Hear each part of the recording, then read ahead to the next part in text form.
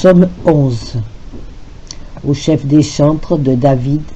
C'est en l'Éternel que je cherche un refuge. Comment pouvez-vous me dire, fuis dans vos montagnes comme un oiseau? Car voici, les méchants bandent l'arc. Ils ajustent leurs flèches sur la corde pour tirer dans l'ombre sur ceux dont le cœur est droit. Quand les fondements sont renversés, le juste, que ferait-il? L'Éternel est dans son saint temple. L'Éternel a son trône dans les cieux. Ses yeux regardent, ses paupières sondent les fils de l'homme. L'Éternel sonde le juste, il hait le méchant et celui qui se plaît à la violence. Il fait pleuvoir sur les méchants des charbons, du feu et du soufre, un vent brûlant, c'est le calice qu'ils ont en partage. Car l'Éternel est juste, il aime la justice, les hommes droits contemplent sa face. Que l'âme catholique s'écrie donc, ma confiance est au Seigneur. Comment osez-vous me dire, Passereau, va dans les montagnes? Car voilà que les pécheurs ont bandé leur arc, ils ont rempli de flèches leur carquois pour les décocher sur les justes durant une lune obscure. Puis de ces pécheurs s'élevant à Dieu, qu'elles disent, voilà qu'ils ont détruit ce que vous aviez rendu parfait. Et qu'elles tiennent ce langage non seulement contre ceux dont nous parlons, mais contre tous les hérétiques, car tous, autant qu'il est en eux, ont détruit cette louange parfaite que Dieu a tirée de la bouche des enfants nouveau-nés et à la mamelle. Quand par de vaines et pointilleuses questions, ils tourmentent les faibles et ne les laissent point s'alimenter du lait de la foi, et comme si l'on disait à cette âme, pourquoi vous ont-ils engagé à passer dans les montagnes comme le passereau? Pourquoi vous effrayez au sujet des pécheurs qui ont bandé leur arc pour percer le cœur droit dans l'obscurité de la lune? Le voilà qui répond, ce qui m'effraie, c'est qu'ils ont détruit ce que vous aviez rendu parfait. Où l'ont-ils détruit, sinon dans leur conciliabule, où loin de donner du lait aux faibles et à ceux qui ne connaissent point la lumière intérieure, il les tue de leur poison. Mais le juste, qu'a-t-il fait? Si Macaire et Sicilien sont coupables envers vous, que vous a fait le Christ qui a dit « Je vous donne ma paix, je vous laisse ma paix » Jean 19, 27. Cette paix que vous violez par le schisme le plus criminel, que vous a fait le Christ qui déploya tant de patience envers le disciple qui le trahissait, jusqu'à l'admettre à cette première Eucharistie qu'il consacrait de ses mains, qu'il instituait de sa parole et qu'il lui présenta comme aux autres apôtres. Luc 22. Que vous a fait le Christ qui donna mission de prêcher le royaume de Dieu à ce même traître qui avait appelé un démon, qui même, avant de trahir le Seigneur, ne put en garder fidèlement les deniers, et qu'il envoya néanmoins avec les autres disciples, pour nous apprendre que les dons de Dieu arrivent en ceux qui les reçoivent avec foi, quand même le ministre qui les distribue serait semblable à Judas. Le Seigneur habite son saint temple. 5. C'est dans ce sens que l'apôtre a dit, le temple de Dieu est saint, et vous êtes ce temple. Quiconque ose violer le temple de Dieu, Dieu le perdra. 1 Corinthiens 3. Or, c'est violer le temple de Dieu que d'en rompre l'unité. C'est ne plus être dans l'union avec cette tête, Colossiens 2, dont tout le corps, soutenu par ses liens et ses jointures, avec une si juste proportion, reçoit l'accroissement dans la mesure qui est propre à chacun de ses membres et se forme par la charité. Éphésiens 4. Le Seigneur est donc dans ce temple formé de plusieurs membres qui ont chacun leur fonction et qui sont reliés par la charité en un seul édifice. C'est violer ce temple que se séparer de l'unité catholique pour chercher ailleurs la dignité d'un chef. Le Seigneur habite son temple saint, le Seigneur a son trône dans le ciel. 5. Si par ciel vous entendez le juste, comme la terre nous désigne le pécheur, ainsi qu'il est dit, tu es terre et tu retourneras en terre. Genèse 3. Ces expressions, le Seigneur a son trône dans le ciel, sont une répétition de ce qui a été dit, le Seigneur habite dans son saint temple. Ses yeux regardent le ciel, c'est à lui que le pauvre s'abandonne, et il lui sert de refuge. 10. C'est pourquoi toutes ces séditions, tous ces troubles que l'on soulève dans les filets jusqu'à ce qu'ils arrivent sur le rivage, ont pour auteur des hommes qui refusent d'être les pauvres de Jésus-Christ, et c'est à leur perte, mais pour notre amendement, que les hérétiques prennent de ces troubles occasion de nous insulter. Mais pourront-ils détourner les regards de Dieu de ceux qui veulent être pauvres pour lui, car ses yeux regardent le pauvre? Avons-nous à craindre que dans la foule nombreuse des riches, ils ne puissent discerner ces quelques pauvres pour les conserver et les nourrir dans le giron de l'Église catholique? Ces paupières interrogent les enfants des hommes.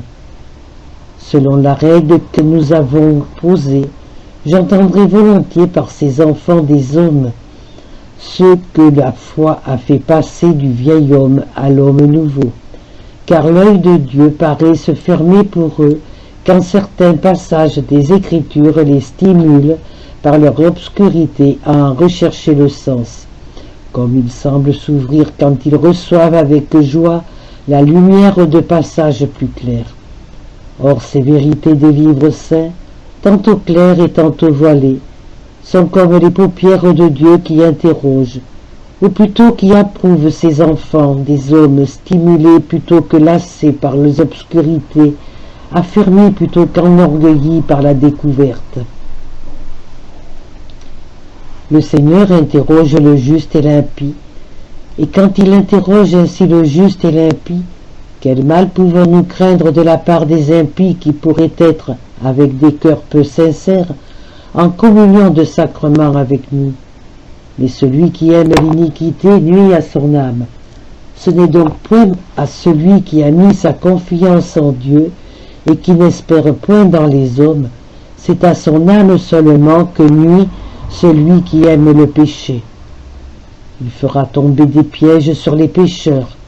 Si l'on désigne sous le nom de nuages les prophètes en général, soit les bons, soit les mauvais, appelés aussi faux prophètes, Matthieu 24. Les faux prophètes sont destinés, parle le Seigneur, à devenir des pièges qu'il fait tomber sur les pécheurs, car il n'y a pour les suivre que le pécheur qui se prépare ainsi le dernier supplice, s'il persévère dans le crime, ou qui abjure son orgueil, s'il cherche un jour le Seigneur avec plus de sincérité. Mais si les nuées ne doivent désigner que les bons, les vrais prophètes, il est encore évident que leurs paroles, entre les mains de Dieu, sont des pièges pour les pécheurs, en même temps qu'une rosée qu'il répand sur les justes, pour leur faire porter de bons fruits. Aux uns, dit l'apôtre, nous sommes une odeur de vie pour la vie, aux autres, une odeur de mort pour la mort. 2 Corinthiens 2. Car on peut, sous le nom de nuage, désigner non seulement l'apôtre, mais quiconque donne aux âmes la rosée de la parole de Dieu. Pour celui qui comprend mal ces paroles, c'est le piège que Dieu fait tomber sur les méchants. Et pour celui qui entend dans le vrai sens, c'est la rosée qui féconde les cœurs, pieux et fidèles.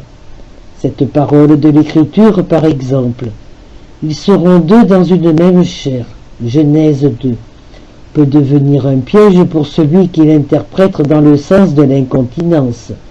Mais si vous l'entendez avec saint Paul qui s'écrit « Moi je le dis dans le Christ et dans l'Église » Éphésiens 5, c'est une rosée sur un champ fertile, c'est le même nuage, ou l'Écriture sainte qui produit ces deux effets. De même encore, le Seigneur nous dit « Ce n'est point ce qui entre dans votre bouche, mais bien ce qui en sort qui souffle votre âme, qui souille votre âme. » Matthieu 15. À cette parole, un pécheur se dispose à la bonne chair, tandis qu'elle prévient le juste contre le discernement des viandes. Cette même nuée de l'Écriture, Laisse donc tomber selon le mérite de chacun, et des pièges pour le pécheur et pour le juste une pluie fécondante. Des torrents de feu et de soufre, la fureur des tempêtes, c'est là le calice qui leur prépare. Tel est le châtiment et la fin de ceux qui blasphèment le nom du Seigneur. D'abord, ils sont dévorés par l'incendie de leur passion, ensuite, l'odeur fétide de leurs œuvres corrompues les éloigne de l'assemblée des saints. Enfin, entraînés et submergés dans l'abîme, ils subissent d'indicibles tourments. Telle est, Seigneur, la part de leur calice, tandis que vous avez pour le juste un calice enivrant et glorieux, car ils seront enivrés par la sainte abondance de votre maison. Psaume 35. Si le prophète emploie cette expression, la part de leur calice, c'est, je crois, pour nous détourner de croire que, même dans le supplice des méchants, la providence outrepasse les bornes de l'équité. Aussi a-t-il ajouté, comme pour nous rendre raison de ses châtiments, c'est que le Seigneur est juste et qu'il aime les justices. Verset 8. Et ce n'est pas sans raison qu'il leur dit les justices, au pluriel, afin de nous montrer dans ces justices les justes eux-mêmes, car il semble que dans plusieurs justes, il y ait plusieurs justices, bien qu'il n'y en ait qu'une seule en Dieu, qui est la source des autres. Comme si un seul visage se trouvait en face de plusieurs miroirs, ceux-ci le reflèteraient et feraient apparaître plusieurs fois ce visage, néanmoins unique. Aussi le prophète revient-il au singulier en s'escriant « Sa face a vu l'équité », et peut-être a-t-il dit « Sa face a vu l'équité » dans le même sens qu'il leur dirait « C'est dans sa face que l'on voit l'équité », c'est-à-dire quand on connaît sa face, car la face de Dieu, c'est la puissance qu'il a de se faire connaître à ceux qui en sont dignes, ou bien sa face a vu l'équité, parce qu'il ne se fait pas connaître aux méchants, mais aux bons, et c'est là l'équité. Si l'on veut que la lune soit la synagogue, il faut alors entendre le psaume de la passion du Sauveur et dire des Juifs qu'ils ont détruit ce que Dieu avait rendu parfait, et du Seigneur, pour le juste qu'a-t-il fait, lui qu'ils accusaient de détruire la loi, tandis qu'eux-mêmes en détruisaient les préceptes par une vie coupable, et les méprisaient jusqu'à les remplacer par leur tradition. Alors Jésus-Christ, selon sa coutume, parlerait dans son humanité et dirait « Ma confiance est dans le Seigneur. Comment dites-vous à mon âme, va passereau vers les montagnes ?» répondant ainsi aux menaces de ceux qui le cherchaient pour le prendre et le crucifier. Alors les pécheurs voulaient décocher leurs flèches sur les justes ou ceux qui croyaient en Jésus-Christ, et l'obscurité de la lune peut fort bien désigner la synagogue remplie d'hommes pervers. C'est à cela que se rapporterait ce passage. Le Seigneur habite son saint temple. Le Seigneur a son trône dans le ciel, c'est-à-dire le Verbe, ou le Fils de Dieu qui est dans le ciel, habite aussi dans l'homme. Ses yeux regardent le pauvre, c'est-à-dire cet homme dont il s'est revêtu, tout Dieu qu'il était, ou celui pour lequel il a souffert dans son humanité. Ses paupières interrogeaient les enfants des hommes. Fermer les yeux puis les ouvrir, voilà probablement ce qu'il désigne sous le terme nom de paupières, et que nous pouvons entendre de la mort et de la résurrection de Jésus-Christ. Car il éprouva les fils des hommes ou ses disciples que sa mort avait effrayé et que réjouit sa résurrection. Le Seigneur interroge le juste et l'impie en gouvernant l'Église du haut du ciel, mais celui-là est son âme qui aime l'iniquité, et la suite nous en montre la raison. Ce passage, il fera pleuvoir des pièges sur l'impie, ainsi que le reste du psaume jusqu'à la fin, doit s'entendre dans le sens indiqué plus haut.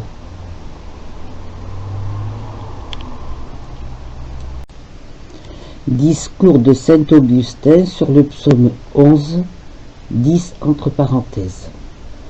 L'hérésie en face de l'Église catholique. L'âme catholique et fidèle répond aux invitations de l'hérésie, que sa confiance est dans le Seigneur et non dans les psaumes, tandis que l'hérésie se confie dans les mérites du ministre des sacrements. Le Seigneur, par une même parole, aveugle les méchants et sauve les justes. Pour la fin, psaume pour David. Ce titre n'a pas besoin d'être expliqué de nouveau. Nous l'avons exposé suffisamment le sens de l'expression « in finem » pour la fin. Voyons donc le texte du psaume qui me paraît un chant contre les hérétiques. Ceux-ci, en effet, rappelant sans cesse avec exagération les fautes de plusieurs membres de l'Église, comme si dans leur secte, tous les membres, ou plus ou moins le plus grand nombre, étaient des justes, s'efforcent de nous détourner et de nous arracher les mamelles de l'Église, des mamelles de l'Église, unique et véritable mère. Ils affirment que le Christ est parmi eux. Ils affectent de nous avertir par intérêt pour nous et par charité de passer dans leur parti pour y trouver Jésus-Christ, qu'ils se vantent faussement de posséder. On sait que dans ces dénominations allégoriques données par les prophètes à Jésus-Christ, se trouve aussi celle de montagne. Il faut donc répondre à l'hérésie en leur disant « Ma confiance est dans le Seigneur. Comment dites-vous à mon âme, va sur la montagne comme un passereau » Verset 2. Il n'est qu'une seule montagne en qui j'ai mis mon espoir. Pourquoi me dire d'aller à vous comme s'il y avait plusieurs Christ? Et dans votre orgueil, vous prétendez être cette montagne. J'avoue que je dois être ce passereau et que mes ailes sont les forces et les préceptes de Dieu. Mais ces ailes m'empêchent de voler vers de semblables montagnes et de reposer mon espoir en des hommes orgueilleux. J'ai un nid où je puis reposer puisque ma confiance est dans le Seigneur, car le passereau trouve une demeure. Psaume 83, verset 4. Et le Seigneur est un refuge pour le pauvre. Verset 10. Ainsi, de peur qu'en cherchant... Psaume 9, verset 10. Ainsi, de peur qu'en cherchant le Christ chez les hérétiques, nous ne le perdions réellement. Chantons avec la plus entière confiance ma confiance, et dans le Seigneur. Comment dites-vous à mon âme, va sur la montagne comme le passereau? Voilà que les pécheurs ont bandé l'arc. Ils ont rempli de flèches leur carquois, afin de tirer dans l'obscurité de la lune sur ceux qui ont le cœur droit. Verset 3. Vaine terreur de ceux qui nous menacent de la colère des pécheurs pour nous pousser dans leur parti comme dans celui des justes. Voilà, disent-ils, que les pécheurs ont bandé l'arc. Cet arc me paraît être l'écriture qu'ils interprètent dans un sens charnel et qui ne leur fournit alors que des maximes empoisonnées. Ils ont préparé leurs flèches dans leur carquois, c'est-à-dire qu'ils ont préparé dans leur cœur ces paroles qu'ils doivent nous lancer avec l'autorité des saintes écritures, afin de tirer sur l'innocent dans l'obscurité de la lune, c'est-à-dire qu'ils ont cru que la foule des hommes ignorants et charnels avait obscurci la lumière de l'Église, et qu'eux-mêmes ne pourraient être convaincus ainsi. Ils corrompent les bonnes mœurs par les discours pervers. Verset 3. Psaume 10. Mais à toutes ces erreurs, nous répondrons, ma confiance est dans le Seigneur. 1 Corinthiens 15, 33. J'ai promis ci-dessus, psaume 8, verset 9, il m'en souvient de considérer dans ce psaume comment la lune est une figure convenable de l'Église. Il y a deux opinions probables au sujet de la lune. Savoir quelle est la véritable, c'est là qui est, selon moi, sinon impossible, du moins très difficile aux hommes. Si vous demandez d'où vient à la lune sa lumière, les uns répondent qu'elle a une lumière qui lui est propre, mais que son globe est moitié lumineux et moitié obscur. Obscur, et qu'ainsi, dans sa révolution, la partie lumineuse se tourne peu à peu vers la Terre et devient visible. C'est pourquoi elle nous apparaît d'abord comme un croissant, car si vous prenez une sphère à moitié blanche et à moitié noire, ce que vous mettez sous les yeux de la partie noire, vous ne le verrez rien de blanc. Mais ensuite vous commencez à tourner vers vous le côté blanc, et faites-le peu à peu. Vous verrez cette face blanche apparaître d'abord comme un croissant, puis se développer peu à peu jusqu'à ce que la face blanche vous apparaisse complètement et ne laisse rien voir d'obscur. Continuez encore la révolution de votre sphère, et peu à peu la partie obscure se montrera, tandis que la partie blanche ira en diminuant jusqu'à ce qu'elle redevienne un croissant pour échapper bientôt à la vue et ne laisser sous vos yeux que la partie obscure. C'est ce qui a lieu, nous dit-on, quand la lumière de la lune va toujours en augmentant jusqu'au 15e jour, puis diminue jusqu'au 30e.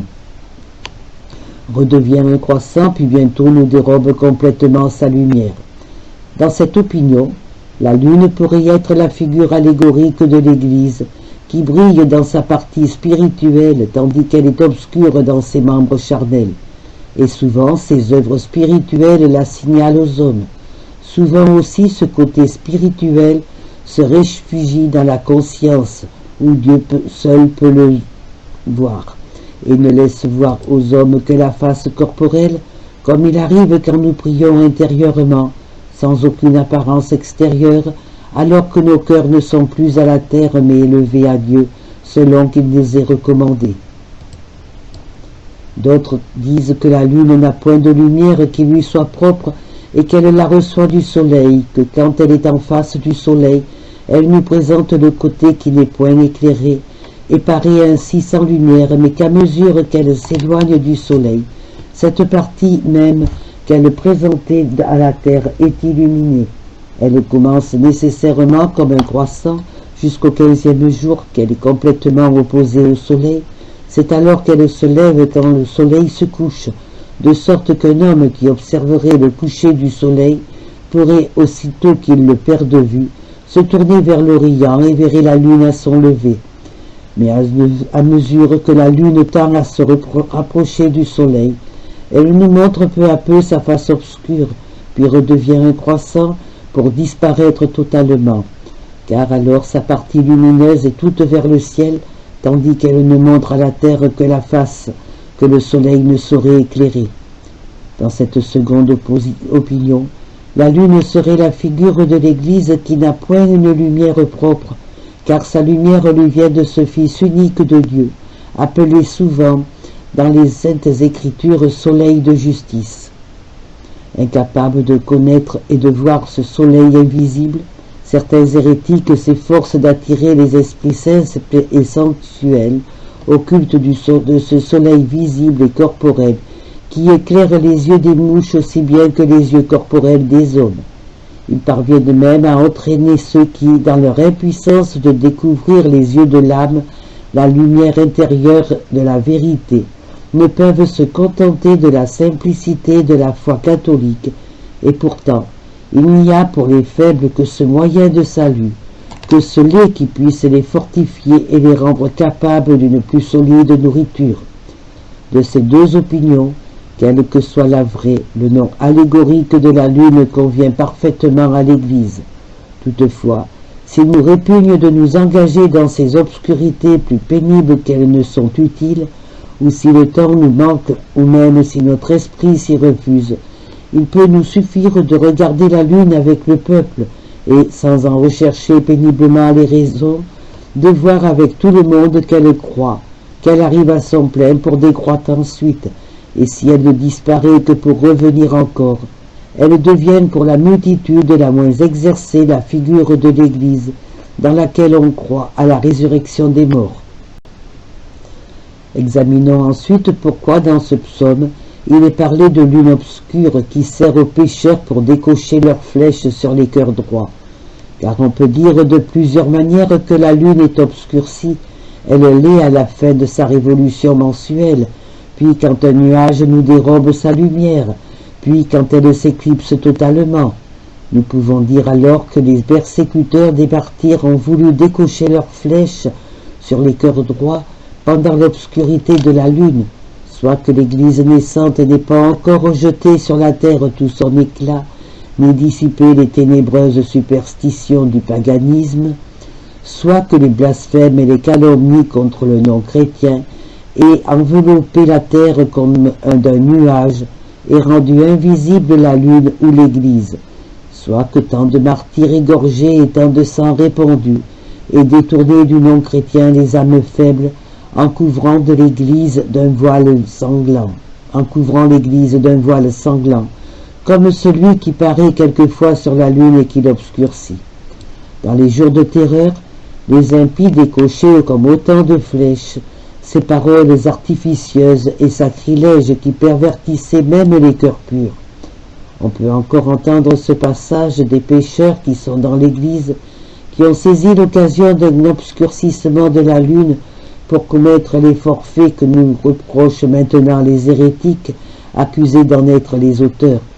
Mais quelle que soit la source des crimes commis pendant l'obscurité de la lune, maintenant que la religion catholique est répandue et respectée dans tout l'univers catholique, pourquoi m'inquiéter de faits que j'ignore? Ma confiance est au Seigneur, et loin de moi ceux qui disent à mon âme « Va, chétif passereau, vers les montagnes ». Car voilà que les pécheurs ont préparé leur arc pour décocher leurs flèches sur les cœurs droits dans l'obscurité de la lune. Et cette lune leur paraît encore obscure parce qu'ils s'efforcent de jeter l'incertitude sur la véritable Église catholique et qu'ils arguent contre elle les fautes de ces hommes charnels qu'elle contient en grand nombre. Qu'est-ce que ces tentatives pour celui qui dit véritablement « Ma confiance est dans le Seigneur » qui montre par ce langage qu'il est le froment de Dieu et qu'il supporte la paille avec patience jusqu'à ce que viendra le temps de vanner. Ma confiance est donc au Seigneur. Que cela tremble, qui mettent leur confiance dans un homme et qui ne peuvent nier qu'ils lui appartiennent puisqu'ils jurent que sur ses cheveux blancs, et si vous leur demandez en conversation à quelle communion ils appartiennent, ils ne peuvent se faire reconnaître qu'en se proclamant de son parti. Mais dites-moi ce qu'ils peuvent répondre quand on leur représente ces crimes, ces forfaits innombrables qui remplissent chaque jour leur parti. Peuvent-ils dire « Ma confiance est au Seigneur, et comment dites-vous à mon âme de se réfugier dans les montagnes, comme le passereau ?» Car ils n'ont plus confiance dans le Seigneur, en soutenant que les sacrements ne sanctifient que quand ils sont administrés par des hommes saints. Aussi demandez-leur quels sont les saints. Ils rougiront de dire « c'est nous », et s'ils ne rougissent de le dire, ceux qui les entendront rougiront pour eux. Ils forcent donc ceux qui reçoivent les sacrements à mettre leur confiance dans un homme dont le cœur échappe à nos yeux. Or maudit soit celui qui met son espoir dans un homme. Jérémie 17,5. Dire en effet, c'est ce qui est administré par moi qui est saint, n'est-ce pas dire, mettez votre espérance en moi, mais que sera ce sacrement si vous n'êtes pas saint? Alors montrez-moi votre cœur, et si vous ne le pouvez, comment saurai-je que vous êtes saint? Alléguerez-vous ce passage de l'Écriture, vous les connaîtrez à leurs œuvres. Matthieu 7,16. Assurément, je vois chez vous des œuvres merveilleuses. Je vois chaque jour les circoncilions courir çà et là sous la conduite de leurs évêques et de leurs prêtres, et donner le nom d'Israël à de terribles bâtons. C'est là que les hommes de nos jours ne voient et n'éprouvent que trop. Quant aux actes du temps de Macaire, qu'ils nous reprochent amèrement, peu les ont vus, nul ne les voit maintenant, et quand on les voyait, tout catholique n'en pouvait pas moins dire, s'il voulait être serviteur de Dieu, « Ma confiance est dans le Seigneur ». C'est ce langage que tient encore celui qui voit dans l'Église ce qu'il voudrait n'y point voir, et qui se sent nager dans ses filets pleins de poissons, bons et mauvais, jusqu'à ce que l'on arrive sur les sables de la mer pour préparer les bons et pour séparer les bons des mauvais. Matthieu 7,16. Matthieu 13,47. Que peuvent répondre ces hérétiques si l'homme qu'ils veulent baptiser leur fait cette question: comment m'ordonnez-vous d'avoir confiance? Car si le mérite d'un sacrement est basé sur celui qui le donne et sur celui qui le reçoit, si c'est Dieu qui le donne et ma conscience qui le reçoit, voilà deux termes dont j'ai la certitude, sa bonté et ma foi. Pourquoi venir vous interposer, vous dont je ne puis tirer aucune certitude? Laissez-moi chanter, ma confiance est dans le Seigneur, car si je mettais ma confiance en vous, qui peut me garantir que vous n'avez commis aucune faute cette nuit? Enfin, si vous voulez que j'aie confiance en vous, puis-je avoir d'autres motifs que votre parole? Mais alors, quelle confiance puis-je avoir que ceux qui étaient hier en communion avec vous, qui communiquent aujourd'hui, qui communiqueront demain, n'auront commis aucune faute après ces 3 jours? Et si ni vous ni moi ne sommes souillés par ce que nous ignorons, pourquoi rebaptisez-vous ceux qui n'ont rien connu de la trahison de Macaire, ni de ses persécutions, et ces chrétiens qui viennent de la Mésopotamie, qui ne savent le nom ni de Cécilien ni de Donat? Comment osez-vous les rebaptiser et nier qu'ils soient chrétiens s'ils sont souillés par les péchés des autres? Vous aussi, vous êtes sous le poids des crimes qui se commettent chaque jour, à votre insu dans votre parti. Et c'est en vain que vous objectez aux catholiques les décrets impériaux, vous qui sévissez dans votre camp avec les bâtons et les flammes. Tel est donc l'abîme où sont tombés ceux qui, voyant les désordres dans l'Église catholique, n'ont pu dire « ma confiance est au Seigneur » et qui ont mis leur espoir dans les hommes. Ils auraient dit sans doute que s'ils n'eussent été les uns ou les autres tels qu'ils croyaient ce dont ils ont fait, de se séparer par un sacrilège orgueil.